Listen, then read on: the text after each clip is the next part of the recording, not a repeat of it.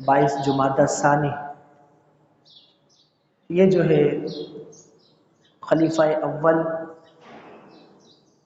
افضل البشر بعد الانبیاء ورسول جناب حضرت سیدنا صدیق اکبر رضی اللہ تعالی عنہ کا آج یوم ہے، اور ہم فتنوں کے دور سے گزر رہے ہیں۔ مختلف قسم کے فتنے وہ نکل کر سامنے آتے ہیں، اور بڑا ہی پروموٹ اس کو کیا جاتا ہے، اور ان فتنوں کو خاص طور پر اسلام کے خلاف جو سازشیں ہیں وہ عروج پر ہیں۔ اسلام کے خلاف کفر ایک ملت واحدہ جس کو حدیث پاک میں بتایا گیا ہے، خوب زور و شور سے وہ موقع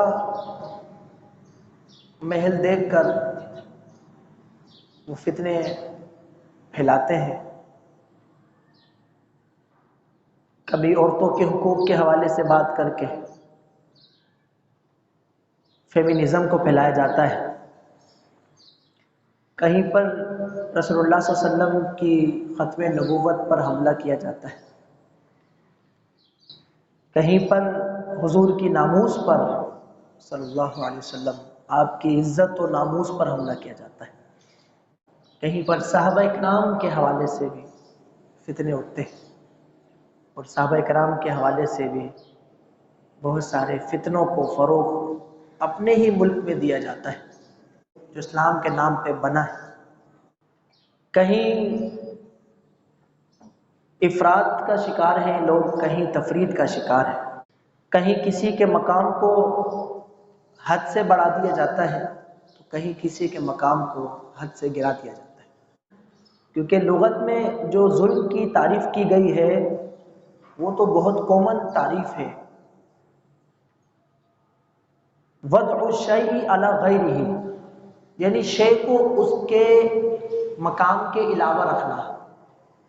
مثال کے طور پر ٹوپی سر پہ رکھی جاتی ہے، پہنی جاتی ہے، کوئی اگر پاؤں میں رکھ لے تو ہم اسے یقیناً پاگل کہیں گے۔ یہ ہو رہا ہے کہ جس کا جو حق ہے، جس کی جو جگہ ہے، جس کا جو مرتبہ ہے، اس میں کمی کی جا رہی ہے، وہ جس کی شان و عظمت نہیں ہے اس کو بڑھایا جا رہا ہے، ویسی نہیں، ان کے مقابل نہیں۔ جو علماء کرام کا، علماء اہل سنت کا متفقہ یہ فتویٰ ہے افضلیت ابو بکر صدیق رضی اللہ تعالیٰ عنہ کے حوالے سے، یعنی صحابہ اکرام میں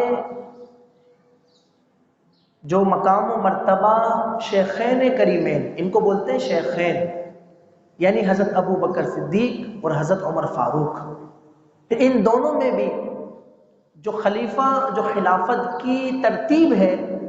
اہل سنت نے وہی ترتیب، اس پر اجماع ہے امت کا،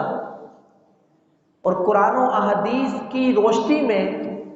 اجماع امت رہا ہے، شروع سے صحابہ کرام کے دور سے ہوا ہے، خود حضرت علی نے مانا ہے۔ آج حضرت علی کے ماننے والے نہیں مانتے نا،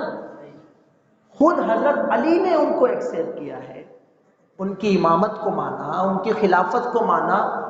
ان کے مقام و مرتبے کو مانا، ان کی علمیت کو مانا، ان کی شجاعت کو مانا۔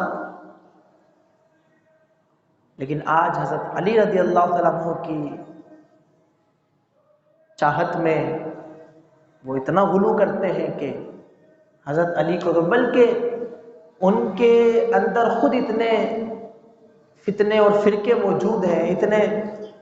فرقے موجود ہیں کہ وہ حضرت علی کو نبیوں سے بھی بڑھا دیتے ہیں، معاذ اللہ۔ انبیاء کرام وہ سب سے اعلیٰ افراد ہوتے ہیں،